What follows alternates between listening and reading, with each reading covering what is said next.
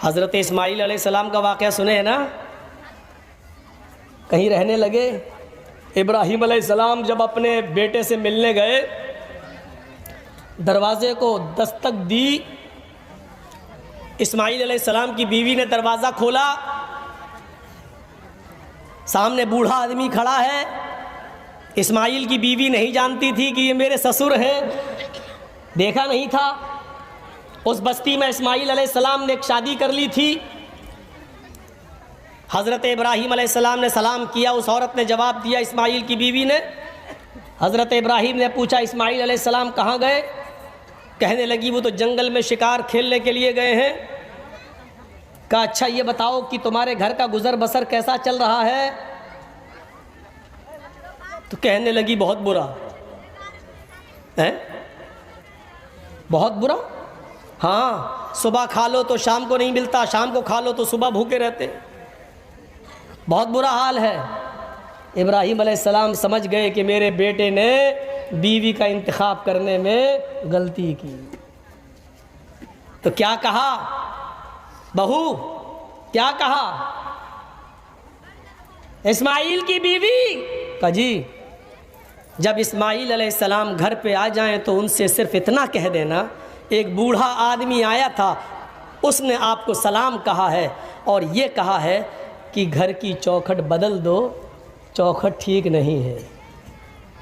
اب وہ بیوی دیکھتی ہے، کہتی چوکھٹ تو ٹھیک ہے، دروازہ بھی ٹھیک ہے، یہ بڈھا سٹیا گیا، اس کا دماغ خراب ہو گیا، چوکھٹ بالکل صحیح ہے، سردیوں میں دھوپ آتی ہے، گرمیوں میں ہوا آتی ہے، چوکھٹ تو سب ٹھیک ہے، یہ بڈھا سٹیا گیا۔ اسماعیل علیہ السلام جب گھر میں آئے تو بیوی نے پورا واقعہ سنایا تھا کہ ایک بڈھا آیا تھا۔ کہا اچھا کیا ہوا؟ کہا اس نے آپ کو سلام کہا۔ اچھا اور کیا کہا؟ سمجھ گئے کہ میرے باپ تھے۔ کہا اور کیا کہا؟ انہوں نے مجھ سے پوچھا کہ گھر کی کا حال کیسا چل رہا ہے؟ تو میں نے کہا بہت برا، صبح کھا لو تو شام کو نہیں ملتا، شام کو کھا لو تو صبح نہیں ملتا۔ تو انہوں نے کہا کہ اچھا ٹھیک ہے، تمہارے شوہر آ جائیں تو ان سے کہہ دینا ایک بڈھے نے سلام کہا ہے اور یہ کہا کہ گھر کی چوکھٹ ٹھیک نہیں ہے، چوکھٹ بدل لو۔ کہا کیا کہا؟ کہا گھر کی چوکھٹ بدل دو، سٹیا گیا تھا بڈھا۔ اسماعیل نے کہا بڈھا نہیں سٹیایا، تم سٹیا گئی ہو۔ کہا کیا ہوا؟ کہا میرے باپ نے چوکھٹ بدلنے کا حکم دیا، جانتی ہو چوکھٹ سے کیا مراد ہے؟ میری بیوی وہ میرے باپ تھے اور چوکھٹ تم ہو۔ تم نے کہا کہ بہت برا حال چل رہا، یعنی تم نے یہ نہیں کہا اللہ نے مجھے جس حال میں رکھا ہے ہر حال میں اللہ کا شکر۔ میرے باپ نے کہا چوکھٹ بدل دو، یہ چوکھٹ ٹھیک نہیں ہے، یعنی میرے باپ نے تمہیں طلاق دینے کا حکم دیا ہے۔ آئے میری بیوی، میں اپنے باپ کی نافرمانی نہیں کر سکتا ہوں اور ابھی میں تمہیں طلاق دیتا ہوں۔ چوکھٹ بدل دی۔ آج کل تم لوگ کیا چوکھٹ بدلو گے؟ تمہارے گھر میں جو نئی نویلی بیوی آتی ہے وہ خود ہی تمہاری چوکھٹ ختم کروا دیتی ہے، اماں کو چھوڑ، باپ کو چھوڑ، ادھر رہے میرے ساتھ۔ ساس سسر سے ایک دم بدلہ لے لیتی ہے، ہاں میرا باپ ہے، تیرا باپ میرا باپ نہیں ہے۔ گھر کے حالات چوکھٹ بدلو گے؟ اتنی ہمت نہیں ہے ہمارے اندر۔ آج عورتیں بیچاری تھوڑے سے غصہ ہوگی، میں تھوڑا نارمل رکھ کے چلوں گا تاکہ یہ بیلنس بنا کے، نہ تو ایک بار بہت غلط ہو گیا تھا ہمارے ساتھ۔ 2 دن کا جلسہ تھا، ایک دن میں نے مردوں کے حقوق بتا دیے، دوسرے دن عورتوں کے۔ جس دن مردوں کے حقوق بتایا عورتوں نے گالی دی، جس دن عورتوں کے حقوق بتائے مردوں نے گالی دی۔ اس دن سے میں دونوں کے برابر لے کے چلنے لگا۔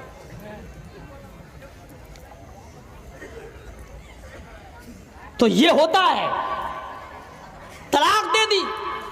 اسماعیل علیہ السلام نے جب دوسری شادی کی، ایک بار پھر گئے ابراہیم علیہ السلام، دروازہ کھٹکھٹایا، دوسری والی بہو جو نئی آئی تھی گھر سے نکلی۔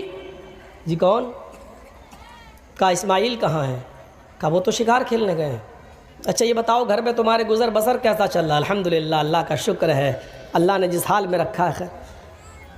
دیکھو اسماعیل گھر پہ آ جائیں تو کہہ دینا ایک بوڑھا آدمی آیا تھا، اس نے تمہیں سلام کہا ہے اور کہا ہے کہ تمہاری چوکھٹ بالکل ٹھیک ہے، اس کو برقرار رکھنا، اس چوکھٹ کو مت بدلنا۔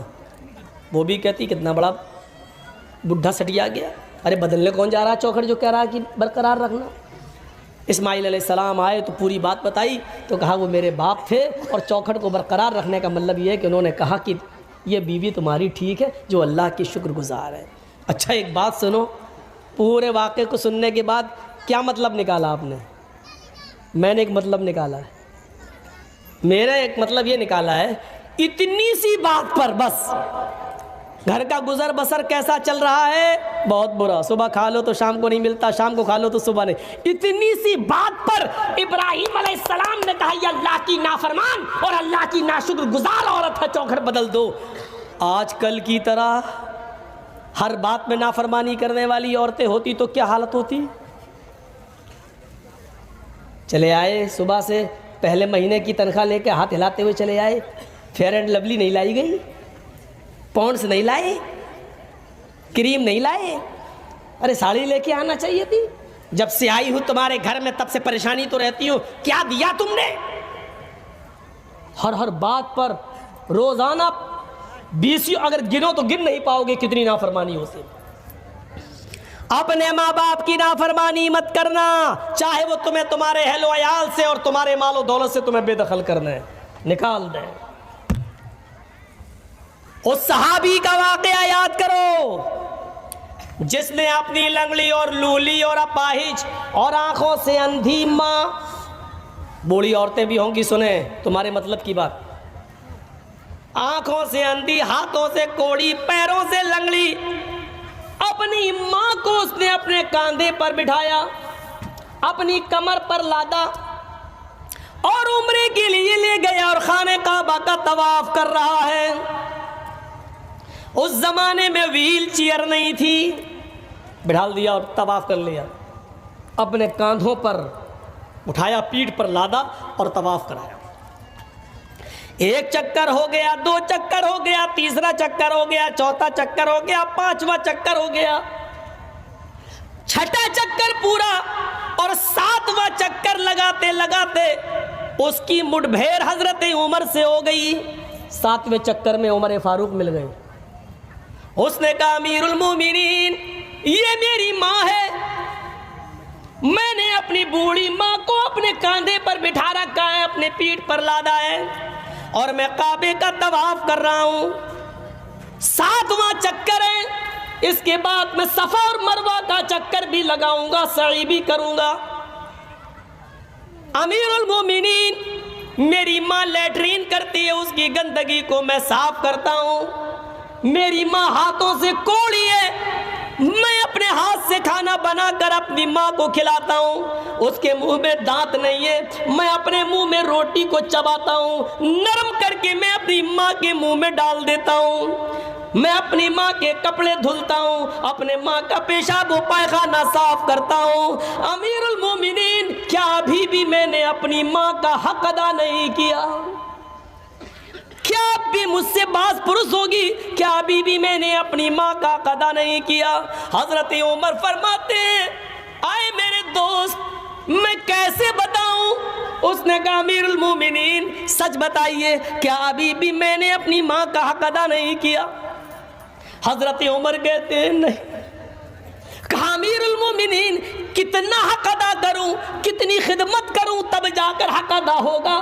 تو حضرت عمر کہتے ہیں مجھے یہ نہیں معلوم کہ کتنی خدمت کرو تب حق ادا ہوگا، لیکن تیرے سوال کا جواب اتنا میں ضرور دے دیتا ہوں کہ تو نے طواف کرایا، تو نے اپنی پیٹھ پر لادا، تو نے صفا اور مروہ کے چکر لگائے، کھانا تو کھلاتا ہے، پکاتا تو ہے، کپڑے تو صاف کرتا ہے، پیشاب و پائخانہ تو صاف کرتا ہے، ان سب کے کرنے کے باوجود تو پوچھتا ہے کہ میں نے اپنی ماں کا حق ادا کیا یا نہیں؟ تو سن، ابھی تو نے اپنی ماں کی اس آہ کا بھی حق ادا نہیں کیا۔ جب تو اپنے ماں کے پیٹ سے پیدا ہو رہا تھا، جب تجھے تیری ماں جن رہی تھی، ڈلیوری کے وقت جب تیری ماں تجھے جن رہی تھی، پیدا کر رہی تھی، درد کی وجہ سے تجھے پیدا کرتے وقت جو درد عورت کو جو بچے کی پیدائش کے وقت درد ہوتا ہے، اس درد کے موقع پر تیری ماں کی منہ سے جو پہلی آواز نکلی آہ، ابھی تو نے اپنی ماں کی اس پہلی آہ کا بھی حق ادا نہیں کیا، اس کی پوری زندگی کا حق ادا کرنا تو بہت دور کی بات ہے۔ اس واقعے سے اندازہ لگا سکتی آج کی نوجوان نسل اپنی ماں کی وہ کتنی خدمت کر رہی ہے، اور تم اپنی ماں کو اس وقت چھوڑ دیتے ہو اپنی بیوی کے کہنے پر جب اس وقت اس کو تمہاری سب سے زیادہ سخت ضرورت ہوتی ہے۔ تصور کریں آپ، ایک صحابی اللہ کے نبی کے پاس آتے ہیں، کہتے ہیں اللہ کے نبی ہجرت کے لیے لوگ جا رہے ہیں اور جہاد کے لیے بھی لوگ نکلنا چاہتے ہیں، میں بھی جہاد کے لیے نکلنا چاہتا ہوں، اے اللہ کے نبی کیا مجھے جہاد کے لیے جانے کی اجازت ہے؟ اللہ کے رسول پوچھتے احی والداک، کیا تمہاری ماں اور باپ زندہ ہیں یا ان دونوں میں سے کوئی ایک زندہ ہے؟ اس نے کہا ہاں۔ آپ نے فرمایا تب تم جہاد کے لیے نہیں جا سکتے، جہاد سب سے بڑا اسلامی رکن، جہاد اسلام کا ایک شعار، جہاد اسلام کا ایک اہم فریضہ، جہاد اسلام کا ایک بڑا رکن میرے بھائیوں، لیکن اتنا بڑا رکن کہ اللہ کے نبی نے فرمایا کہ جو میدان جنگ میں قتل کر دیا جائے، کافر کے ہاتھ مارا جائے، اس کے خون کا پہلا قطرہ گرتے ہی اللہ اس کے سارے گناہ معاف کر دیتا ہے، اور شہید کو جب قیامت کے دن میدان محشر میں اٹھایا جائے گا، اس کے جسم سے خون ٹپک رہا ہوگا، اللہ دیکھ کر کہے گا اے فرشتوں میں اپنے بندے کا کیا حساب و کتاب لوں، یہ تو میری راہ میں اپنی زندگی لٹا کر چلا آیا، جاؤ میں نے اس کو بغیر حساب و کتاب کے جنت میں داخل کر دیا۔ یہ اتنا بڑا مقام رکھنے والا یہ جہاد کا حق، لیکن اللہ کے نبی پوچھ رہے ہیں کہ تمہارے ماں باپ زندہ ہیں؟ اس نے کہا ہاں۔ آپ نے فرمایا تب نہیں جا سکتے، پہلے اپنے ماں اور باپ کی خدمت کرو یا ان سے اجازت لو پھر تم جا سکتے۔ غور کریے ماں باپ کا مقام و مرتبہ۔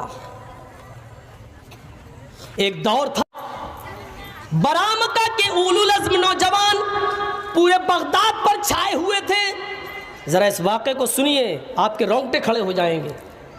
برامکہ کے اولو العزم پورے بغداد پر مسلط تھے، ان کی قوت و طاقت نے لوہا منوا لیا تھا، ان کی حکومت کے چرچے چار دانگ عالم میں پھیلے ہوئے تھے، لوگ ان کی طاقت کے چرچے کرتے تھے۔ اچانک برامکہ کے ان اولو العزم لوگوں کے اوپر خلیفہ ہارون رشید کا عتاب نازل ہوتا ہے، خلیفہ ہارون رشید کا عتاب نازل ہوتا ہے، اور برامکہ کے یہ نوجوان گرفتار کر لیے جاتے ہیں اور جیل کے اندر ڈال دیے جاتے ہیں۔ برامکہ کے جن نوجوانوں کو گرفتار کیا گیا ان نوجوانوں میں فضل ابن یحییٰ اور یحییٰ برمکی، فضل ابن یحییٰ یعنی فضل اور ان کے باپ یحییٰ، یہ دونوں بھی گرفتار کر لیے گئے۔ فضل اور ان کے باپ یحییٰ یہ دونوں گرفتار کر لیے گئے اور یہ دونوں میرے بھائیوں جیل کے اندر ڈال دیے گئے۔ فضل کو اپنی گرفتاری کا کوئی وہ نہیں تھا، ملال میں ہو گیا، لیکن میرے بوڑھے ماں باپ کو بھی ڈال دیا گیا جیل کے اندر۔ یحییٰ بہت پکے نمازی تھے، تہجد گزار تھے، نیک تھے۔ فضل ابن یحییٰ نے اپنے باپ کی حالت دیکھی، یا اللہ جیل کے اندر تو گرم پانی کا انتظام نہیں ہے، اور ٹھنڈ کی ان راتوں میں صبح میرے باپ اٹھیں گے تو ان کو ٹھنڈے پانی سے وضو بنانا پڑے گا۔ تو جانتے ہو فضل ابن یحییٰ نے کیا کیا؟ رات میں ایک تانبے کی لوٹی کے اندر، اس زمانے میں تانبے کا لوٹا دے دیا گیا سب کو، ایک تانبے کا لوٹا لیا اور تانبے کے لوٹے میں اپنے پینے کے لیے پانی بھر لیتے تھے کہ جب پیوں پیاس لگے گی تو پیوں گا۔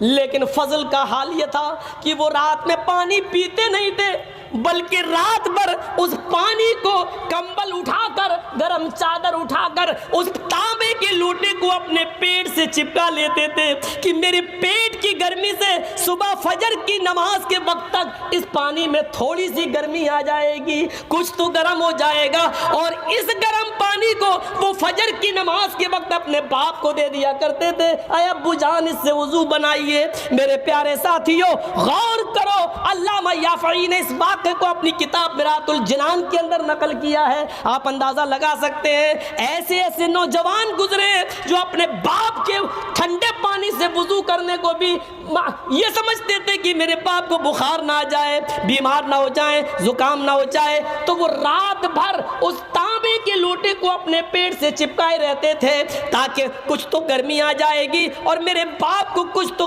گرم پانی ملے گا. میرے بھائیوں, یہ تھی ماں باپ کی خدمت کرنے کا ایک طریقہ. آج ہم ذرا اندازہ لگائیں اور سوچیں کہ ہم اپنے والدین کے ساتھ یہ سلوک کرتے ہیں. قرآن نے ماں باپ کے بارے میں یہ حکم نافذ کر دیا, وَقَضَىٰ رَبُّكَ أَلَّا تَعْبُدُوا إِلَّا إِيَّاهُ وَبِالْوَالِدَيْنِ إِحْسَانًا. تمہارے رب نے یہ فیصلہ کر دیا ہے, یہ حکم دے دیا ہے, عبادت تو اللہ کے علاوہ کسی کی نہیں ہوگی. وَبِالْوَالِدَيْنِ إِحْسَانًا, اور اپنے ماں باپ کے ساتھ احسان کرو, اپنے ماں باپ کے ساتھ اچھا سلوک کرو. وَبِالْوَالِدَيْنِ إِحْسَانًا, احسان کے اندر ہر نیکی شامل ہے.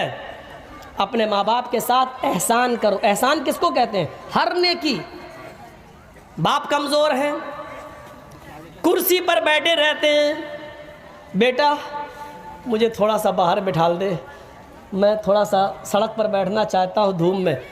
احسان میں یہ نیکی شامل ہے کہ بیٹا آئے, اپنے باپ کو سہارا دے اور باہر کرسی لگا دے اور اپنے باپ کو کرسی پر بٹھا کر دھوپ میں بٹھا دے. باپ کے ہاتھ پیر نہیں چل رہے تو باپ کو نہلا دے, ان کے جسم پر صابن لگا دے. باپ کی طبیعت بہت زیادہ خراب ہے, ان کے پاس اتنی دولت نہیں کہ وہ اپنا علاج کرا سکیں, لیکن بیٹے کے پاس دولت ہے. بیٹے احسان میں یہ نیکی بھی شامل ہے کہ بیٹا اپنے پاس سے اپنے باپ کا مکمل علاج کرا دے. احسان میں ہر نیکی شامل ہے. وَبِالْوَالِدَيْنِ إِحْسَانًا, عبادت تو اللہ کی ہوگی اور اپنے ماں باپ کے ساتھ احسان کرو. اِمَّا يَبْلُغَنَّ عِنْدَكَ الْكِبَرَ أَحَدُهُمَا أَوْ كِلَاهُمَا, ان دونوں میں سے کوئی ایک یا وہ دونوں تمہاری زندگی میں بڑھاپے کو پہنچ جائیں. ماں باپ میں سے کوئی ایک یا دونوں تمہاری زندگی میں بڑھاپے کو پہنچ جائیں, فَلَا تَقُلْ لَهُمَا اُف,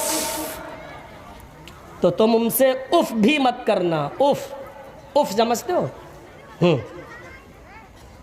اف کا صحیح ترجمہ اگر کیا جائے اردو میں تو اس کا صحیح ہوگا یہ, ان سے اف بھی مت کرنا. اف کا مطلب, جرجیس کے باپ بستر پر لیٹے ہیں, جرجیس صاحب نے دوا کھلا دی, ان کو پلا دیا اور اپنے باپ ہی کے پاس بیٹھے کمپیوٹر پہ چلا رہے ہیں. اتنے میں آواز دی, بیٹے جرجیس ایک گلاس پانی لے آؤ, اور میں بہت ضروری کام کر رہا ہوں اپنے بزنس کا. اب انہوں نے کہا بیٹا پانی چاہیے ایک گلاس, اور میری زبان سے نکلا اٹھے اور پانی لا کے دے دیا, پلا دیا. پانی تو پلا دیا, منع نہیں کیا, دے دیا, پلا دیا, اور آ کر پھر اپنے کام میں لگ گئے. لیکن اس سے پہلے جو تمہارے منہ سے نکلا یعنی مطلب یہ تھا کہ ابھی پانی مانگنا تھا ان کو, کتنا ایمرجنسی کام کر رہا تھا میں, لاکھوں کا حساب کتاب, کہیں ایک بھی قلم ادھر ادھر ہو گئی, ایسے کہہ دیا. یہ بھی حرام ہے.